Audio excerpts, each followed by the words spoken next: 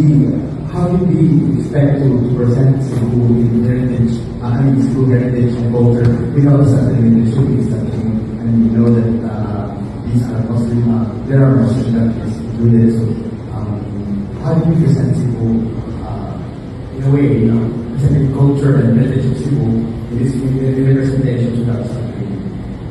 San Niño is part of the culture already, somewhat of the cultures and